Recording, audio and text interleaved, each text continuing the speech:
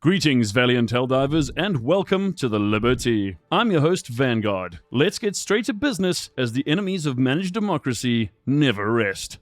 Galactic War Recap. It's day 399 of the Galactic War, and at present, 26,128 Helldivers are deployed in the field. 9,789 Helldivers, some 37.47% of our forces, are on the bug front. 14,093, 53.94% of our forces, are on the bot front, and 1,614 Helldivers, just 6.18% of our forces, are on the squid front. Around 8,900 Helldivers, about 34% of our forces, are on Vogsayoth. 7,100, about 27% of our forces, are on Akkad 3. And 3,100 Helldivers, just 12% of our forces, are on Wasat. There's just over 7 hours left of the current major order, and things are looking grim. We still need to eliminate just over 280 million automatons in the given time frame. And to make matters worse, we still need to exterminate about 225 million bugs. Unless some kind of super miracle occurs, there is absolutely no way for us to achieve these objectives. Still, the Ministry of Defense instructs all Helldivers to keep up the fight. We have made amazing progress and should not be ashamed in the slightest. To date, the Helldivers have completed over 461,321,000,000 missions. Almost 3,247 million Helldivers have given their lives in the name of managed democracy. More than 102,628,000,000 Terminids lie dead, as well as over 41,323,000,000 automatons and over 19,170,000,000 squids. The fight for freedom rages on, and even in the face of certain defeat, the Helldivers stand tall and true to their word. Borok liberated. Faster Eagle strikes secured for the war effort. In a stunning victory for Super Earth, Borok has been freed from the clutches of the vile Terminids. While the strategic value of this seemingly unremarkable asteroid remains perplexing, its liberation has somehow supercharged supply chain logistics, allowing for a 50% reduction in Eagle rearm times for the remainder of the major order. Whatever mysterious force is at play here, one thing is certain: more bombs, faster deployments, and an even stronger grip on democracy. Keep those eagles soaring, Helldivers. The Blockade falters. Time runs short, Helldivers. Despite the best efforts of our brave Helldivers, the enemy still stands in overwhelming numbers. With mere hours remaining, the quota for automaton and Terminid eliminations remains dangerously low. If we fail to meet our target, the blockade around the Meridian Singularity may never be completed, dooming our Federation to an uncertain future. This is our last stand. Fight harder, fight faster, and fight for Super Earth.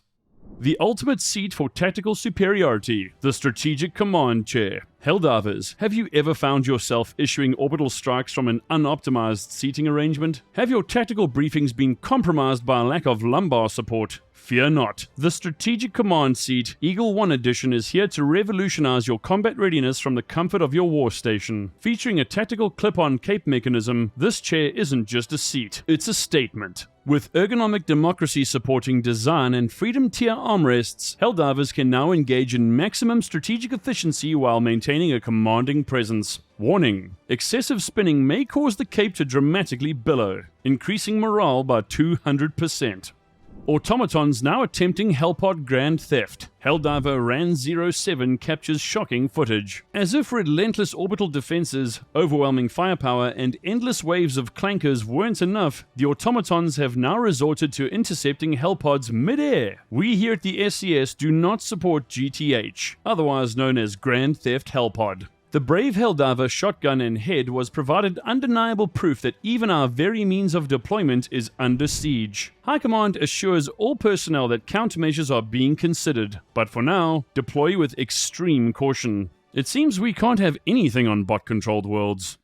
The democratic question of the day. Recently we asked our brave Helldivers, what's the most glorious, over-the-top way you've given your life for Super Earth? Z7 Studios Mecha writes, bots were swarming the evac zone and my teammates barely managed to get through. When the Pelican arrived, I held the bots off till I was the last one. Unfortunately, a bot threw a grenade next to the Pelican, sending me the opposite way as a berserker came in to close the kill on me. I may have fallen, but my teammates lived to fight another day. A textbook example of selfless service to Super Earth. While you may not have made it aboard that Pelican, your sacrifice ensured that your squad lived to spread democracy another day. That berserker may have taken you down, but it'll never know the true cost of its actions, guaranteeing the wrath of the entire Helldiver Corps. We will avenge you for democracy. Alex Franz 817 writes, sometimes the bots like to cover their fortresses with jammers, but there aren't enough clankers in the galaxy to stop me from running in there with my hell pack. If I did a good job, democracy protects. If not, well, you know, the spirit of a true Helldiver. Where lesser individuals would hesitate in the face of overwhelming technological suppression, you charged forward with nothing but a hell pack and an unbreakable will. If democracy protects, you were simply testing the system. If it did not, then your sacrifice provided valuable intel on jammer placement. Either way, Super Earth salutes you. Aiden Dindal 8855 writes, I was left behind by the Pelican as there were too many bugs to finish the last major nest and the Bile Titans were crawling. My teammates ran for the Pelican and I called down my exosuit and mowed down the bugs and Bile Titans. But my suit ran out of ammo, so I just out and stimmed and blew up every last bug hole by myself. I made it out alive running from bugs to the Pelican, but it was too late. My fellow Helldivers didn't believe in my ability to spread democracy and I was left on the surface to be consumed by the Terminids. Your courage in the face of betrayal is the stuff of legends. To single-handedly eradicate enemy infrastructure while fending off an entire swarm is nothing short of a one-diver counter-offensive. Your squad may have doubted, but Super Earth never forgets those who go above and beyond. Your name will be whispered in the barracks, etched into briefing room walls, and shouted in the halls of democracy. You fought to your last breath, and for that, you will be remembered. An actual potato 4197 writes, it was the end of a mission and there was one last side objective, a Shrieker nest. There was just enough time for me to get over there and get a hellbomb down, but nowhere near enough for me to get out. I saluted Super Earth and said, for liberty, in the chat. I should also mention that I only had about 4 seconds left to input the code to activate the hellbomb and it blew up during the extract cutscene. For Super Earth and liberty. This is the ideal Helldiver mentality. You knew the risks. You knew there would be no escape. And yet, you did not hesitate to bring democracy to the enemy, ensuring that the last thing that Nest ever saw was the righteous light of a hellbomb detonation. Your final words, for liberty, are proof that true democracy is forged not in safety, but in sacrifice. Super Earth salutes you, Helldiver. Gefeston CTRNL 9403 writes, 4E Prime, first expedition to the Gloom. Mission time ended, but the objective, transfer fuel to Shattles, was not achieved. Me and my battle brother made a decision, give our lives for the Federation, and at the last possible second of Pelican waiting, we succeeded. We watched at Shattles with E710 flying to orbit and 2 other divers extracting. We saw the hordes of mutated bugs closing in, and we hugged, happy to accept the end. Happy to die, so democracy could live on. A tale of true brotherhood in the face of oblivion. You and your battle brother understood what all Helldivers must accept. Our lives are mere currency to be spent in the pursuit of liberty. To see the fuel reach orbit, to know the Federation would benefit from your sacrifice, that is the truest victory. And to embrace as the swarm closed in, that is not just valor, that is the embodiment of duty. You died not as soldiers, but as heroes. Your sacrifice will fuel generations of Helldivers to come. Each of these sacrifices is a testament to why Helldivers are the best of humanity. Their names and actions will not be forgotten. They will be immortalized in the annals of Super Earth history forever. For liberty, for democracy, for Super Earth.